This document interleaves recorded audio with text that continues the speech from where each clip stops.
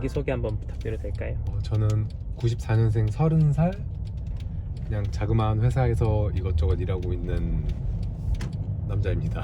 네. 인터뷰를 이렇게 요청을 하신 계기가 있을까요 혹시? 신진님 만나서 완전 똑같은 차는 아니지만 예.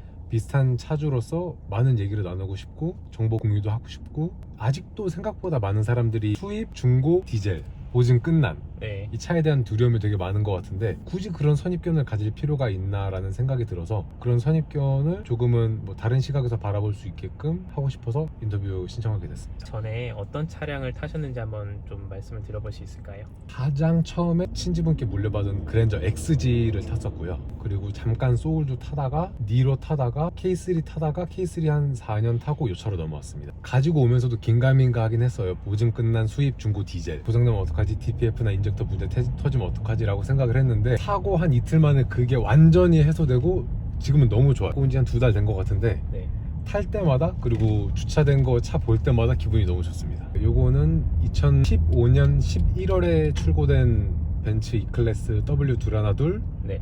E200 블루텍 모델이고요. 엔진은 OM651 엔진 들어가고 2000cc 디젤에 DPF와 요소수가 달린 차량입니다. 제가 처음에 85,300km에 매입을 해와서 지금 89,800km 달리고 있네요. 한 달에 2,000km 정도 타고 있습니다. 출퇴근길이 고속도로 주행 비율이 한 70% 정도라서 디젤을 사길 참 잘했다는 생각을 하고 있습니다. 가솔린 모델도 있잖아요. E200이나 다른 모델들. 네네. 그 모델들은 약간 고급류에 대한 부담도 있고 연비가 얘랑 너무 많이 차이가 나더라고요. DPF나 인젝터에 대한 리스크가 있긴 하지만 한번 사볼까? 그래, 네. 디젤 한 번도 아직 안 타봤으니까 이번 기회에 타보자 해서 샀습니다. 구매를 하실 때 벤츠라는 이거를 선택을 하신 건지 아니면 여러 가지를 보시다가 마침 이 차가 된 건지, 차를 살 때 중점적으로 보셨던 게 뭔지 좀 알 수 있을까요? 처음에는 그냥 중형이나 준중형 SUV, 소나타랑 투싼 같은 차죠. 네. 그 정도면 뭐 적당하게 타고 다니겠구나 싶었죠. 그래서 수입차에 대한 욕심은 크게 없었어요. 그 가격을 보기 전까지는. 가격이 결정적이었나요? 네, 맞아요. 엔카에서 W212 선택해서 보는 순간 1,800만 원에서 1,000만 원 초반대까지 넓게 분포해 있는 거예요, 가격이. 그래서 이 정도면은 그냥 살까? 그리고 BMW 먼저 보고 벤츠를 봤는데 이 전면 디자인이 너무 이쁜 거예요. 이게 후기형인데 램프 디자인도 너무 세련되게 잘 나와가지고 네. 이거는 안 사면 안 되겠다는 생각이 점점 커져서 네. BMW는 고려도 안 하고 바로 이 차로 결정했어요. N카랑 K카랑 두 개를 계속 다 모니터링을 하고 있었는데 1,890만 원에 데려왔습니다. 엄청 싸게 가져오셨네.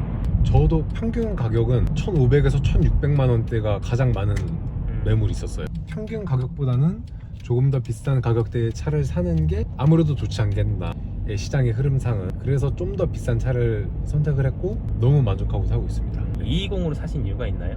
수입차가 처음이다 보니까 네.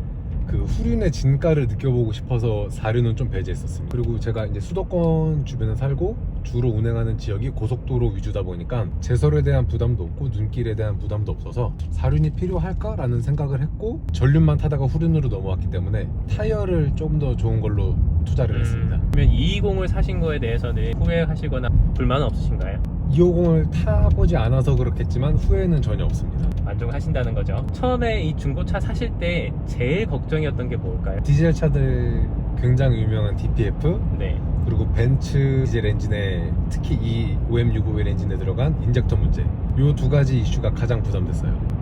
실제로 타보니까 괜찮으신 거죠? 차량을 처음 가지고 와서 이제 워터펌프 미세 누수를 확인하고 성능 보정 보험 수리가 되는 수리센터에 가서 거기 가서 진단기 물려보니까 검냉이랑 애쉬 제 양이 생각보다 굉장히 양호하더라고요. 거의 둘 다 최저치에 가깝게 있을 만큼 DPF에 대한 이슈는 그거 진단기 보고 나서 완전히 해소됐고요. 인젝터 문제는 그래도 좀 걱정은 돼서, 아직까지도 리스크가 완전히 해소된 건 아닌데 그래도 걱정이 돼서 연료 첨가제를 한 2개월에 한 번씩 꾸준히 넣어줄 걸로 일단 대비는 하고 있습니다. 연료 첨가제는 혹시 어떤 걸로 쓰고 계신가요? 처음에는 제이모터스 사장님이 광고하는 카밈 울트라 디젤 넣었었고요. 그 다음에는 이제 스타다9 집에 사놓고 네, 그때 처음에는 인젝터 문제 생기면 어떡하지, 큰일 나는데 라는 약간 불안감이 좀 세서 카밈 거 처음 넣고 스타다9 사놓고 검아웃 며칠 전에 이제 쿠팡에서 세일하길래 사놓고 소나텍 제품도 하나 사놨어요. 나중에 문제가 생길 느낌이 오면은 비상조치를 하게끔 써놨습니다.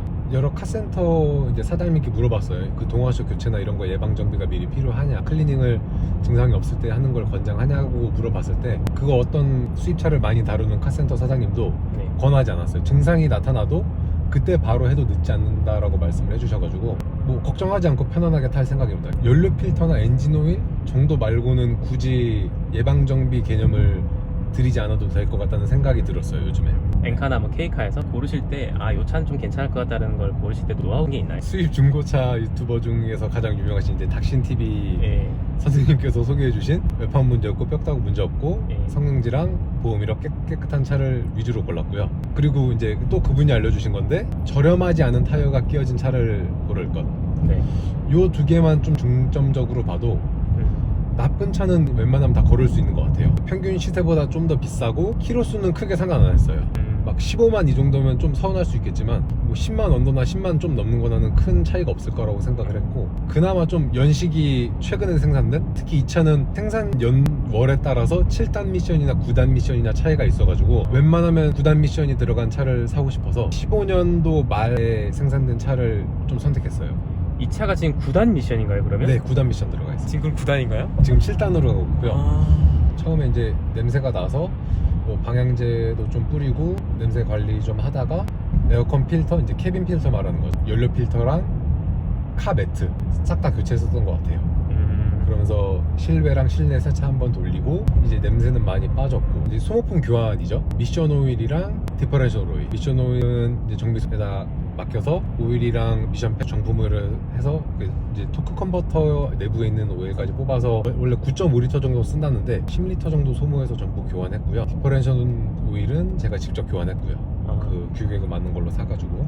그러면은 미션 오일 교체하실 때 비용이 얼마나 들었나요? 66만 원 들어갔습니다. 아, 이게 9단 미션이라서 더 비싼 건가요? 카센터 사장님이 그냥 믿음직스러워서 그냥 조금 비싼 것 같다 싶어도 미션 펜을 정품으로 교환했기 때문에 이 정도는 뭐 부담할 수 있다고 생각해서 갈았고, 그리고 미션 오일은 한번 갈면은 잘만 관리하면 그냥 폐차할 때까지도 미션 오일 안 갈고 타도 되지 않을까라는 생각이 들어서 그냥 정품으로 정석으로 교환했습니다. 뭐 엔진 오일 같은 거는 지금 계속 꾸준히 관리해주고 계신 거고요. 갖고 와서 몇천 킬로 뛰기 전에 바로 엔진 오일도 갈았습니다. 미션 오일이랑 같이. 깔끔하게 히스토리 정리를 해놓고 이제 타시는 거죠. 매뉴얼에 보니까 미션 오일 교환 주기가 7년이더라고요. 7년 아, 또는 네네. 12만이어서 근데 얘가 네. 7년이 넘었거든요. 네. 그래서 예방 정비도 아니고 그냥 매뉴얼대로 정비한 거죠, 미션 오일도. 엔진 오일은 이제 교환 시점을 리셋하기 위해서 제가 따로 추가로 교체한 거고요. 연료 필터도 교환 시점을 모르기 때문에 제가 따로 교체했고, 그리고 이제 한 1300km인가 1500km 때쯤 엔진 경고등이 뜬 거예요. 갑자기요? 네. 아, 큰일 났다. 나한테도 올 것이 왔구나. 그래서 엔진 경고등 보고 아, 나한테도 이런 시련이 오는구나. 역시 수입 중고 디젤은 사면 안 되는 거였나? 네. 하고 이제 센터 가서 물어보니까 이 차에 녹스 센서가 2개 달려있는데 예. 후단 쪽에 있는 2번 녹스 센서가 고장났다고 하더라고요. 그래서 이거는 성능보증보험으로도 안 되고 녹스 센서 자체가 워낙 비싸서 100만 원이 넘어서 부품값이. 네, 맞아요. 그래서 녹스 센서를 교체를 해야만 하는 상황이었어요. 교체를 안 하면은 그 경고등이 뜬 시점 이후로 800km 이후로 시동이 안 걸리는 상황이었기 때문에 약간 좀 쪼들리는 상황이었는데, 제가 다행히도 이 차를 구매할 때 K카에 K카 보증보험 프로그램을 들어놨어요. 6개월에 1만이었던 것 같아요. 그거를 이제 129만원짜리 상품이었는데 그냥 가입했어요. 중고차는 그 누가 사도 구매를 하면은 금방 문제가 터질 거라는 약간의 그런 미신이 있었기 때문에 130만 원이 뭐 큰 돈이면 큰 돈, 작은 돈이면 작은 돈이지만 그냥 가입했는데, 다행히 그 보증보험으로 그냥 퉁친 거죠. 뭐 녹스 센서 교환 비용이 그 정도 들어가니까 그걸로 교환을 했습니다. 아, 결과적으로는 잘 들어 놓으신 거네요. 네. 그래서 다른 K카 보증 후기들을 보면 뭐 생돈 날렸다 이런 후기들이 있는데 저는 좀 운이 좋았던 케이스 같습니다. 130만 원으로 마음 편한 거죠, 6개월 동안. 아, 그럼 네, 6개월 동안 무슨 일이 있을 줄 알고. 맞아요. 그래서 그거는 후회 없고 앞으로도 이제 보증보험이 좀 남아있기 때문에. 아, 네, 맞아요. 네. 장점들이 뭐뭐 있을까요? 우선 신진님도 처음에 얘기하신 너무 예쁜 디자인, 특히 네. 외관. 요즘 나오는 벤츠들 W213 그리고 이번에 새로 나온 W214 완전 며칠 전에 나온 모델이죠. 예. 그 모델들도 충분히 이쁜데 그냥 제 개인적인 취향으로는 두라나둘이 약간 독일 자동차 디자인의 정점이라고 생각이 들어요. 포르쉐 빼고. 네. 근데 포르쉐는 워낙 너무 예쁘니까 그 친구는 논외로 하고, 독삼사 중에서는 이 W 두라나둘 모델이 저는 디자인적으로 가장 완성도가 높다고 생각해요. 약간 적당히 각지고 적당한 곡선이 약간 들어가면서 디테일 살려놨고 세련되면서도 중후한 느낌이 있기 때문에 저는 이 차의 외관이 너무 마음에 들고, 그리고 두 번째로는 이 주행감이죠. 근데 네. 신지님이랑 너무 비슷한 것 같아요. 신지님도 이렇게 말씀을 해주신 것 같은데, 그냥 편안하고 안정감 있게 가는 이 주행감, 네. 그냥 쭉쭉 나가고 잘 가고 잘 서고 편안하고 이 정도, 그냥 이 세 가지를 다 주는 차가 흔치 않은 것 같아요. 생각보다 고급지다는 느낌. 그 네. 신지님은 카페트 위를 싹 나간다는 느낌을 하셨는데 저는 그냥 물 위를 편안하게 떠가는 느낌? 네. 네.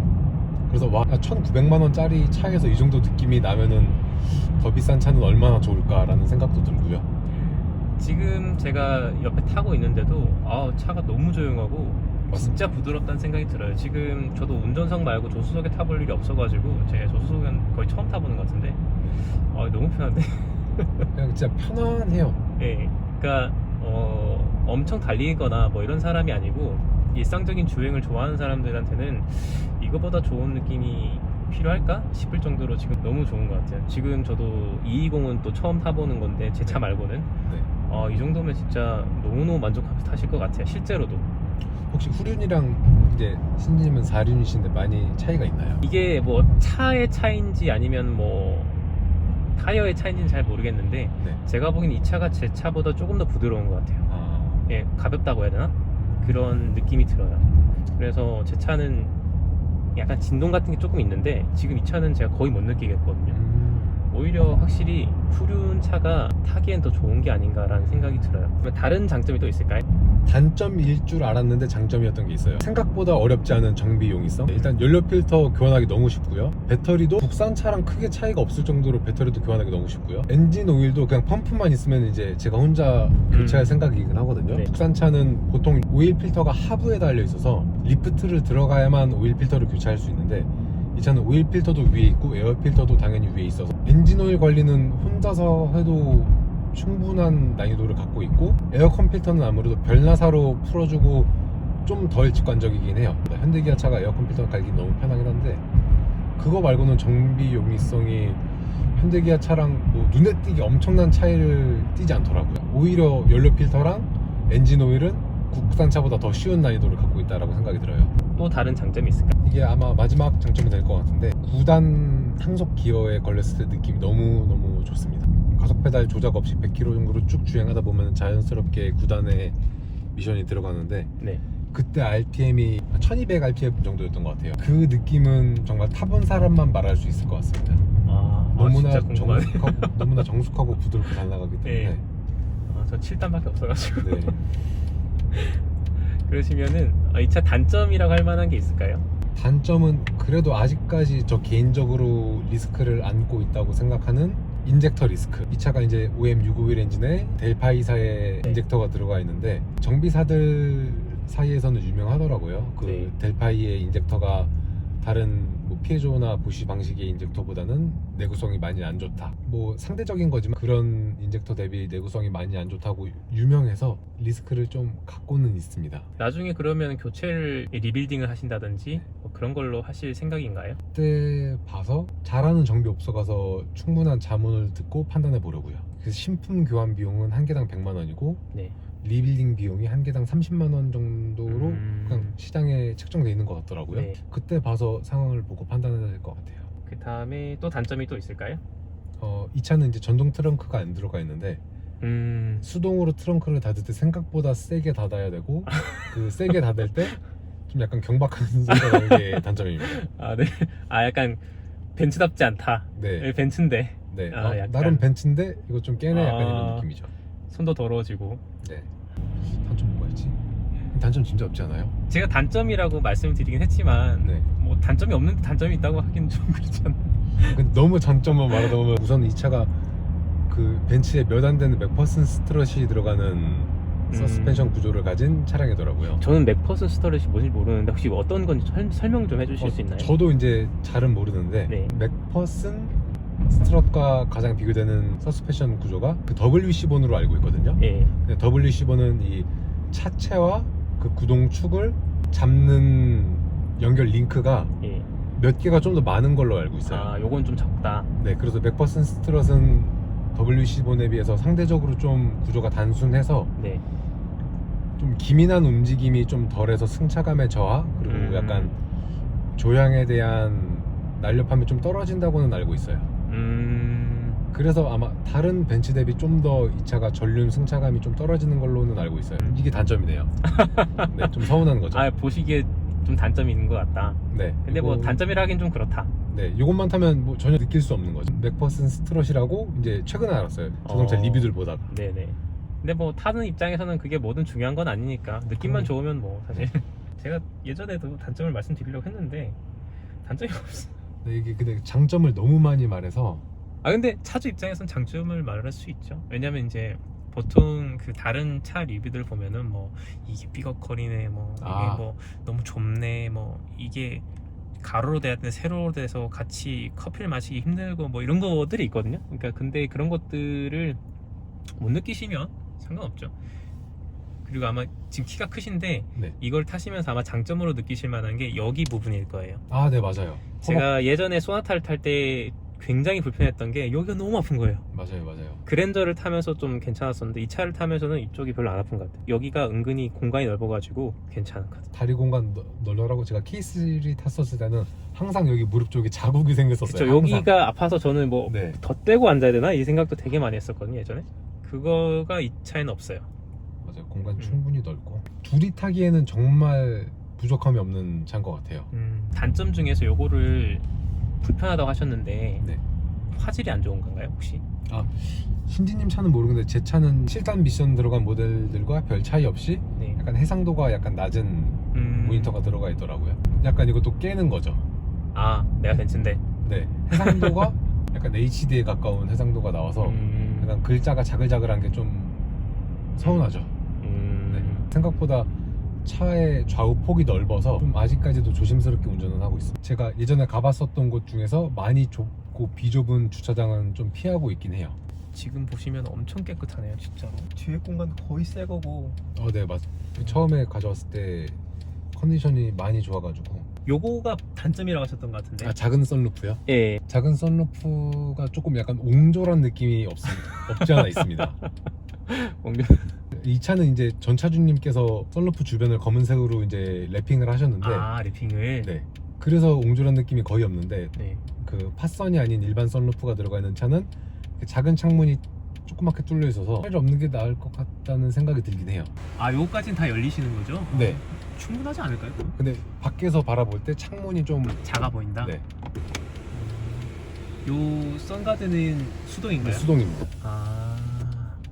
그래서 이거는 뭐 자기 위안하는 거죠. 뭐 이 부분에 나서 잡소리 날 일은 없겠구나라고 생각하는 거죠. 예, 맞아요. 그리고 저는 앉은 키가 커서 거의 이제 천장에 달랑말랑하기 때문에 웬만하면 열고 다니시겠다. 네, 그 선가드는 예. 항상 열어놓고 다닙니다. 전차주분이 썬팅을 좀 진하게 해놓으셔가지고 미친 연비. 아, 연비. 그냥 고속도로 타면 20은 기본적으로 넘고요. 평균 딱 20 정도 찍히는 것 같아요. 이제 제가 시내 주행 30에 고속도로 70 정도 비율이라서 네. 고속도로 주행만 하면은 22, 23까지는 가볍게 나와요. 확실히 이제 후륜이기도 하고 그래서 연비가 잘 나오시는 것 같아요. 그래서 이 차가 주유 가득 채우면 1300km까지도 갈 수 있다고 트립에 우와. 찍혀요. 제 거는 트립으로 보통 1000 정도 나오고요. 그러니까 저 차보다도 그 정도 더 잘 나오신다고 보는 거 맞는 것 조금 같아요. 차이가 있긴 하네요. 네. 이 정도 소리가 살짝 들리거든요. 아, 이 정도는 아무것도 아니에요, 진짜로. 아, 그래요? 이거는 정말 저렴하신 거예요. 진짜 뭐 제 차랑 똑같은 게 아니기 때문에 뭐 네. 100% 맞다고 비교를 해드릴 수는 없는데 네. 지금 이 느낌상으로는 차 정말 괜찮은 것 같아요. 상태가 진짜로.